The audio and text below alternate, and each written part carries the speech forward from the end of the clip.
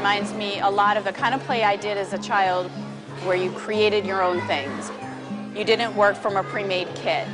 You weren't creating another adult's concept. You were really using your own imagination to create something new. If you're playing with a toy like a doll or a Matchbox car, you have an object that already there's an idea as to how to play with it.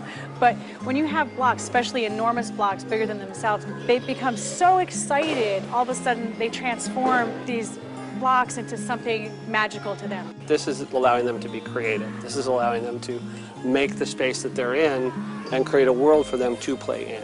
The swing set, you sit in a swing and you swing in it. It's a slide, you go down a slide. This you get to, create your own play. It's got open-ended, unlimited possibilities where they're just, you could see the fire in their eyes. They're just looking all about, trying to figure out what they can do next with these blocks. These things are too big to really work with on your own, so you've got to work with other kids and you've got to collaborate together. And they're light, so it's easy for any kid of any age really to pick them up and just build with them. It's interesting watching the different groups kind of form and then kids kind of migrate between groups and say, oh, that thing looks really cool, I'm going to start playing with that over there.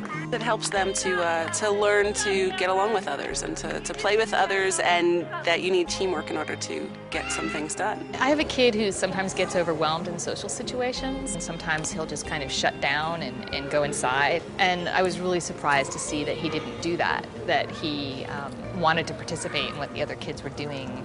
And it's rare. It was really nice to see that he wanted to collaborate and that he wanted to be part of what the other kids were doing. On a traditional playground, they tend towards running and screaming and chaos, and this feels more like they're thinking about what they're playing with. You could basically see the wheels turning about, oh, I could do this, and then I could do this, and if I do this, this happens, and they're just in this zone where if I say, Ash, he'll never hear me because he's in the zone. Play is important because it's how kids learn. Kids don't learn by sitting and memorizing. Kids learn by actually physically doing things. With the imagination playground pieces like this, they're learning engineering.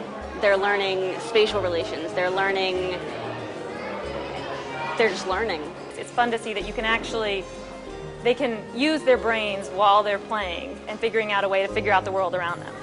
Nothing makes me happier than to see them physically and creatively engaged in something and having fun, to do something that involves their bodies, because I think that a lot of kids, they just want to watch TV or they want to be told how to be entertained. Here they're kind of entertaining themselves.